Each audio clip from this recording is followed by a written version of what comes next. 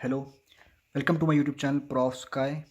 तो अगर अभी तक आपने इस चैनल को सब्सक्राइब नहीं किया तो यार कर दीजिए जल्दी से, ताकि जो भी वीडियोज़ हैं इस चैनल की आपसे मिस नहीं हो। जो आने वाली वीडियोज़ हैं या फिर जो वीडियो मैंने अपलोड कर दी है आपसे मिस ना हो एग्ज़ाम टाइम पे। दोस्तों, ये जो चैनल है ये हम इकोनॉमिक्स की वीडियो अपलोड करते हैं।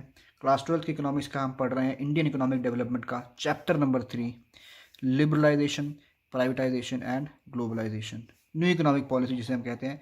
ये जो चैप्टर है कई बुक्स में किसी और नंबर से होगा, 3, 4, 5 जो भी होगा, पर ये चैप्टर का नाम जो है यही होगा ज़्यादातर जगह पर, new economic policy, liberalisation, privatisation and globalisation. तो इस चैप्टर की जो है हमारी ये 7th वीडियो है।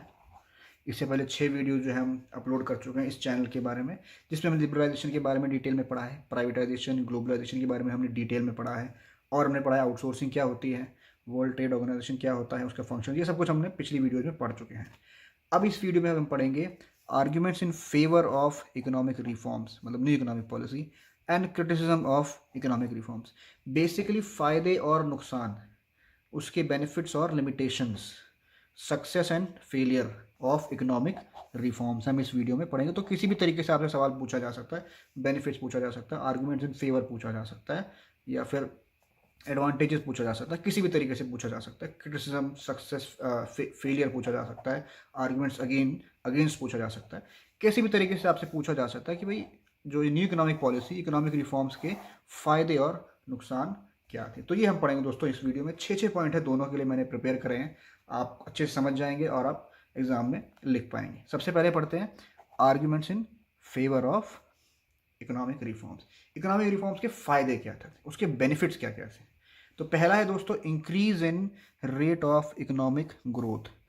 इकोनॉमिक ग्रोथ की रेट में इंक्रीज हो गया था। अब हम जो जो भी हम पॉइंट्स पढ़ेंगे ना दोस्तों, मैं आपको अपनी पिछली वीडियो से कनेक्ट करके बताता रहूँगा कि वो क्यों हो रहा है, कैसे हो रहा था।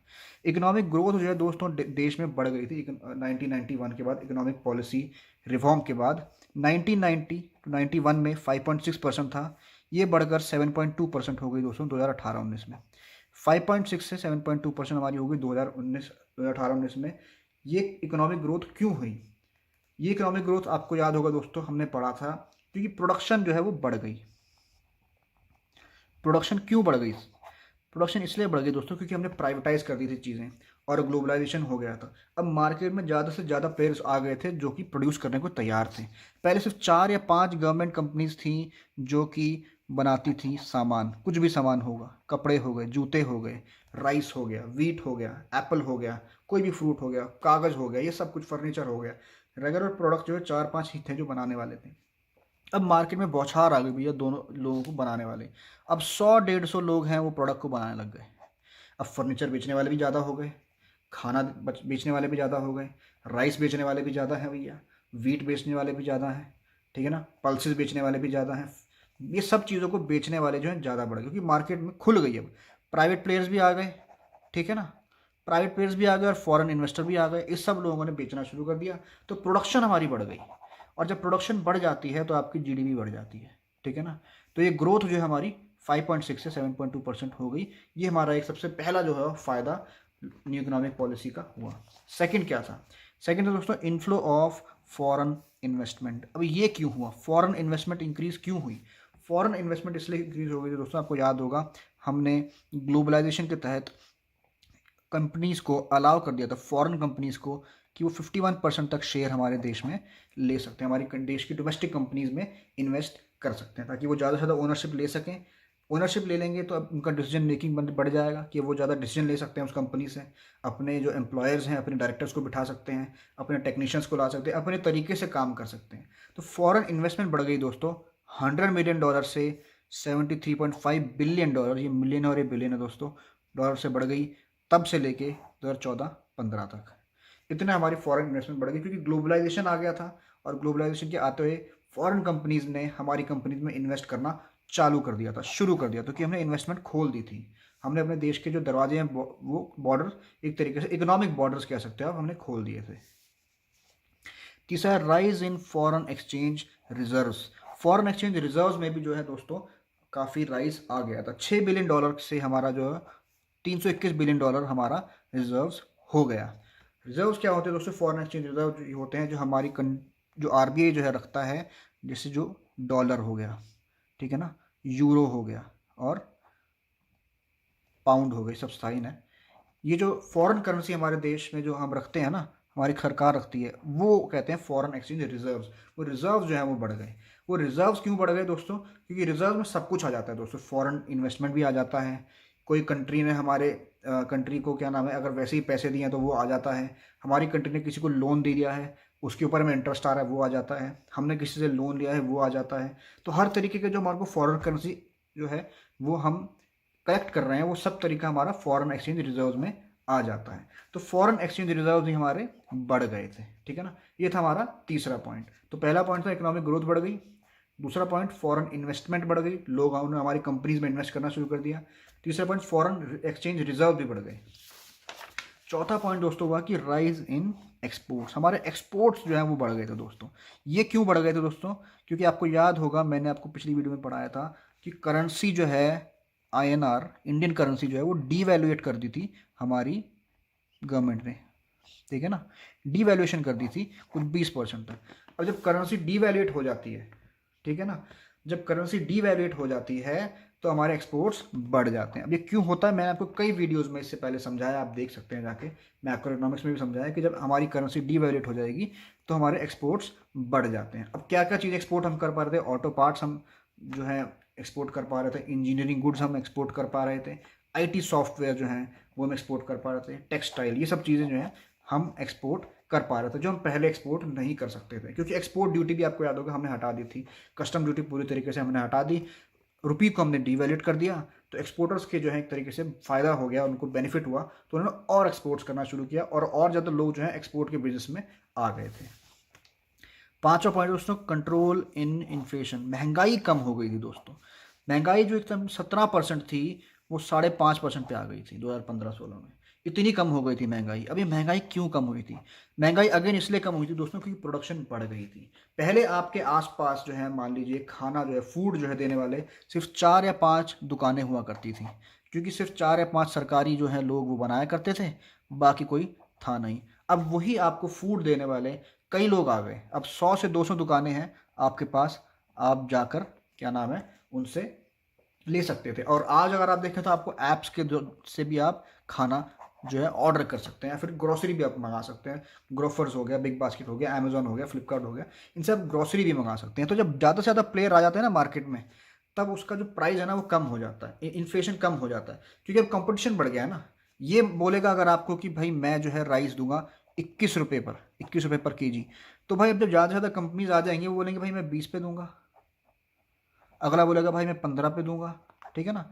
तो ज़्यादा से ज़्यादा जब प्लेयर मार्केट में आ जाते हैं, जब मार्केट में ज़्यादा प्लेयर आ गए तो वो ज़्यादा प्रोड्यूस करके सेल करने को तैयार हो जाते हैं और वो कंपटीशन बढ़ा देते हैं। जब कंपटीशन बढ़ा देते हैं तो उनका प्राइस अपने आप नीचे चला जाता है। जब प्राइस नीचे चला जाएगा तो इन्फ्लेशन हमेशा कम हो जाएगा।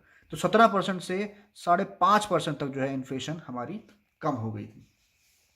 लास्ट पॉइंट है दोस्तों, इंक्रीज इन द रोल। यहाँ पर है दोस्तों, मैं लिखना भूल गया, increase in role of private sector. Private sector का जो है रोल बढ़ गया था। तो हमें पता ही है दोस्तों, हमने पढ़ा है कि प्राइवेटाइजेशन हो गई थी जब, तो प्राइवेट सेक्टर का रोल जो है बढ़ गया था, क्योंकि अब जो है दोस्तों सरकार ने लाइसेंसिंग सिस्टम को अबॉलिश कर दिया था। अब आपको कोई भी जो है कंपनी खोलनी है, आप डॉक्यूमेंट्स दिखाइए और कंपनी खोल दीजिए। आपको लाइसेंस लेने की कोई ज़रूरत नहीं है, क्योंकि ये लाइसेंसिंग का सिस्टम सरकार ने ख़त्म कर दिया, इसलिए प्राइवेट सेक्टर का जो रोल और बढ़ गया। ये भी एक बहुत बड़ा फ़ायदा हुआ था। और जो है रिस्ट्रिक्शन जो है एंट्री ऑफ प्राइवेट सेक्टर हटा दिया था। मतलब कई और इंडस्ट्रीज़ जो है हमने पिछली वीडियो में पढ़ा था, जो कि सिर्फ पब्लिक सेक्टर के लिए थी, सिर्फ सरकारी कंपनी जो है उसको प्रोड्यूस करेंगी, उनको रिस्ट्रिक्शन हटाकर अब प्राइवेट कंपनीज को भी अलाउ कर दिया था उन चीज़ों को प्रोड्यूस करने के लिए। इसका रिजल्ट भी ये हुआ था कि प्राइवेट सेक्टर जो है उसका रोल बढ़ गया। तो हमने 6 पॉइंट्स कौन से पढ़े दोस्तों? पहला ये कि इकोनॉमिक ग्रोथ बढ़ गई थी क्योंकि प्रोडक्शन बढ़ गई। दूसरा है कि फॉरेन इन्वेस्टमेंट इनफ्लो बढ़ गया था, क्योंकि ग्लोबलाइजेशन हुआ था तो लोगों ने हमारी कंपनीज में इन्वेस्ट करना शुरू कर दिया था। तीसरा, फॉरेन एक्सचेंज रिजर्व बढ़ गया था। हमारे रिजर्व इसलिए बढ़ गए थे क्योंकि लोग हमारे देश में इन्वेस्ट कर रहे थे, हम बाकी देश से हम कुछ लोन भी ले रहे थे। ये सब चीज़ें जो है रिजर्व में आती हैं, तो ये सब हमारा बढ़ गया था। चौथा चीज़, हमारे एक्सपोर्ट बढ़ गए क्योंकि हमारी करेंसी डिवैल्यूएट हो गई। एक्सपोर्ट इसलिए बढ़ गए क्योंकि अब क्या है, हमारे हर तरीके के में टैक्सेशन हो गया है,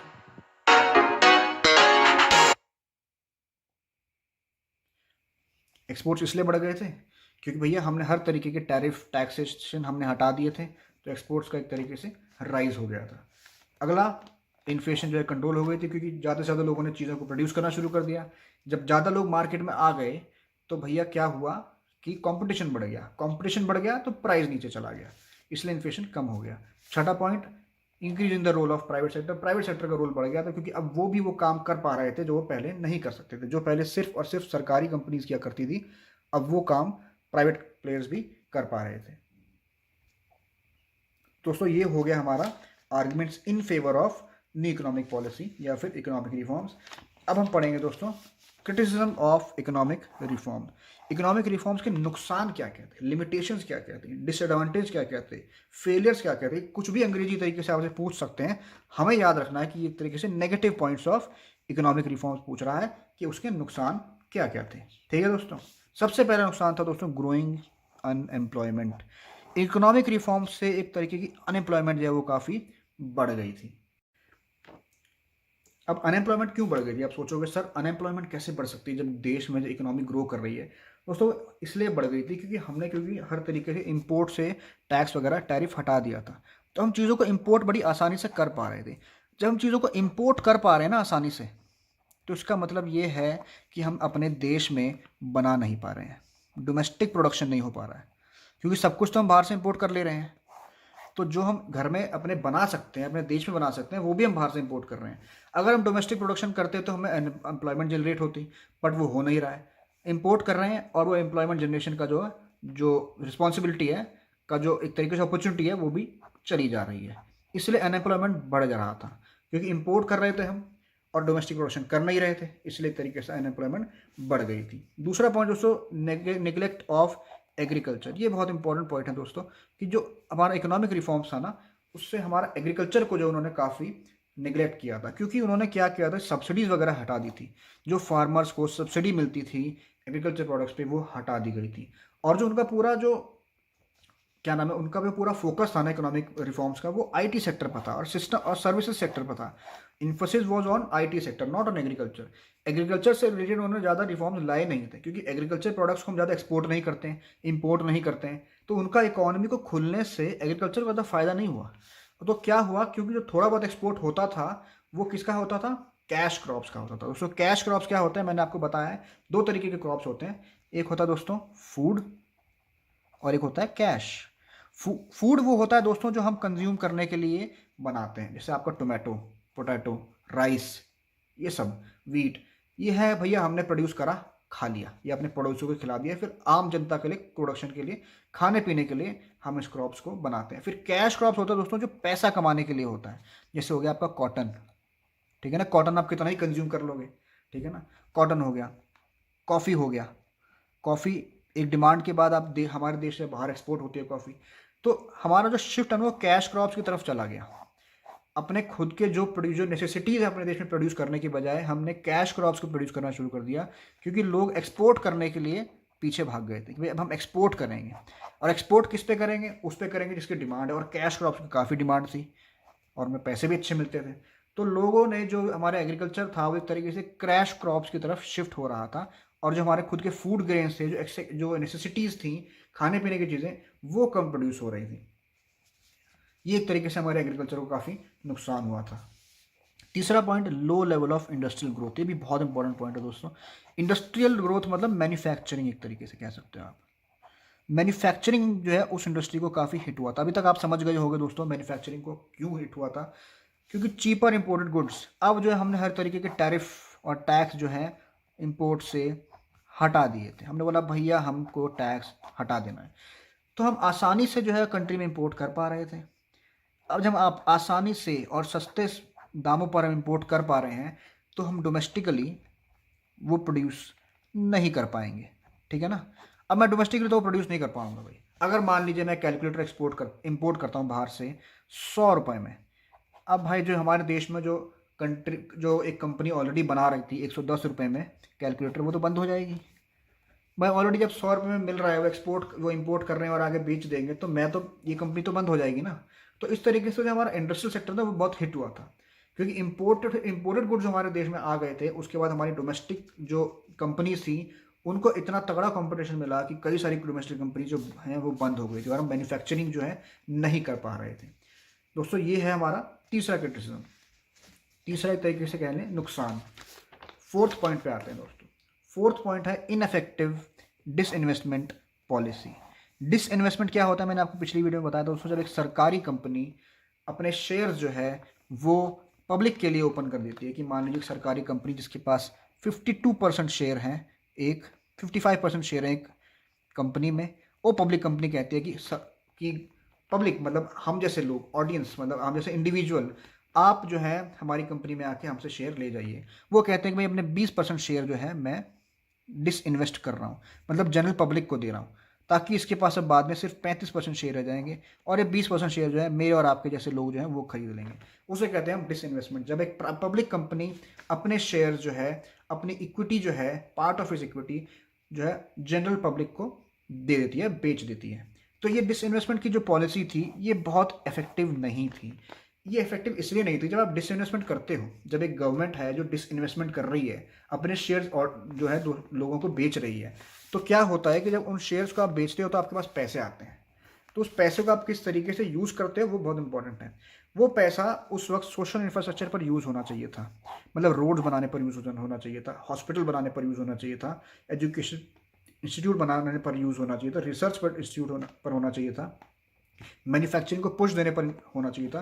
पर इंस्टेड ऑफ दैट वो जो है शॉर्टेज ऑफ गवर्नमेंट रेवेन्यूज़ पर जो है उस पैसे को यूज़ कर रहे थे। जो गवर्नमेंट की जो रेवेन्यू जो कलेक्ट कर रहे थे, जो टैक्सेशन कलेक्ट कर रही थी, उसको उसकी भरपाई करने के लिए, क्योंकि टैक्सेशन तो कम हो गया था, टैरिफ वगैरह में सब कम कर दिया था, तो गवर्नमेंट का रेवेन्यू में शॉर्टेज आ गया था। उस शॉर्टेज को भरने के लिए हम उस डिसइन्वेस्टमेंट का जो पैसा है वो वहाँ यूज़ कर रहे थे, जबकि हमें यूज़ करना चाहिए था उसको सोशल इंफ्रास्ट्रक्चर को बनाने के लिए।